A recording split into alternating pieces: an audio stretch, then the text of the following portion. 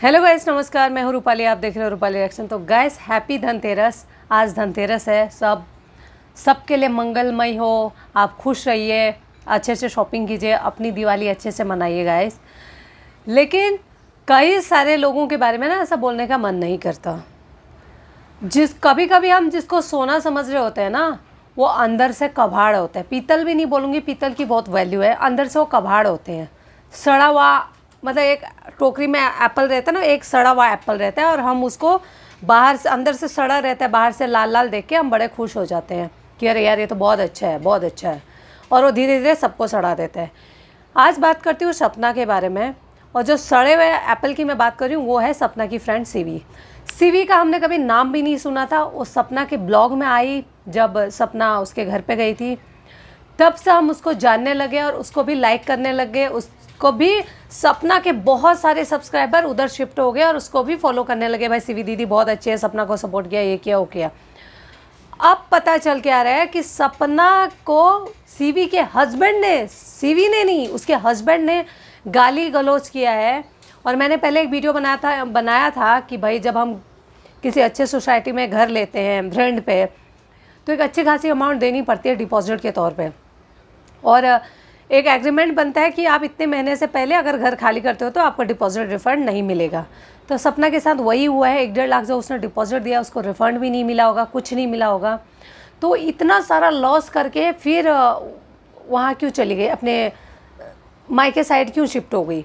क्योंकि उसने सोच समझ के घर देखा था, बच्ची को स्कूल देखा था, सब कुछ देखा था। तो कई लोग बोल रहे थे नहीं प्राइवेसी लीक हो गया, ये हो गया। नहीं भाई, प्राइवेसी लीक का बिल्कुल मैटर नहीं था। मैटर ये था कि उसके हस्बैंड ने बहुत गाली गलौज किया था, यहाँ तेरा रहना मुश्किल कर देंगे, फलाना ढिमकाना। अब मैं बताती हूँ, जिसके साथ सीवी ब्लॉगिंग कर रही थी सपना के साथ, यहाँ वहाँ जा रही थी, तो अगर सीवी इतनी बुरी है तो सपना को सपोर्ट क्यों कर रही थी? अब मैं बताती हूँ सीवी का असली चेहरा। कल सपना के भाई ने एक वीडियो डाला रात को, जिसमें उसके अगर हम वीडियो नहीं सुनते ना तो सच में हम भरोसा नहीं करते सपना के भाई पे।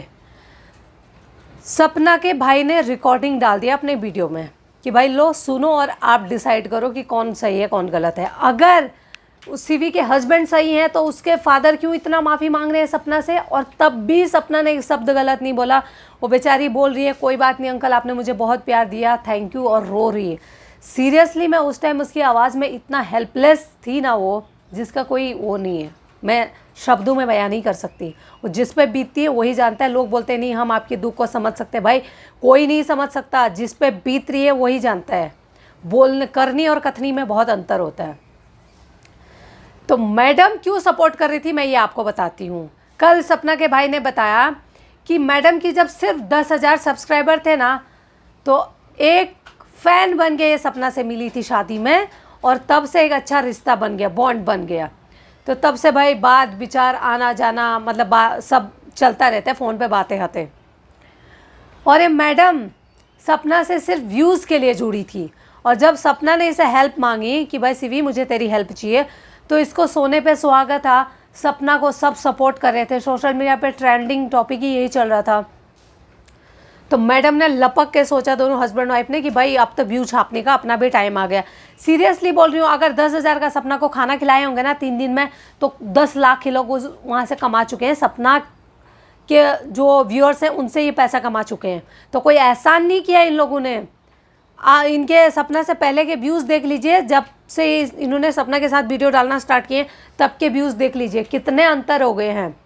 तो इन्होंने ये कतई एहसान नहीं कर रहे थे, चैरिटी नहीं कर रहे थे, अपनी फ्रेंड सो कॉल सिस्टर की कोई मदद नहीं कर रहे थे। ये इनके अंदर ये प्योर बिजनेस कर रहे थे और छाप रहे थे अपना पैसा। अब मैडम ने जब लखन और नीतू सपना से मिलने गए, तो मैडम के लिए एक और अपॉर्चुनिटी मिल गई कि इंडिया के इतने बड़े ब्लॉगर्स के साथ कोलैब करने का, और उसको टाइम मिलेगा। सपना के लिए एक भाई मिल रहा था, इसके लिए एक यूट्यूबर मिल रहा था जिसके साथ उसको ब्लॉगिंग करने का चांस मिलता और उसके व्यूज़ आते। तो जब लखन ने आई थिंक बोल दिया होगा सपना को किसी को मत लेके आना, तो ये मैडम ने रो धो के अपने हस्बैंड को कंप्लेन किया कि सपना मुझे होटल में ही छोड़ के गई है, लेके नहीं गई है, जो उससे मिलने आए उन्होंने मना कर दिया। तब इसके हस्बैंड ने सपना को गाली गलौज किया फ़ोन करके। समझ में आ रही है आपको? अभी आप क्लियर हुआ बात क्यों गाली दिया?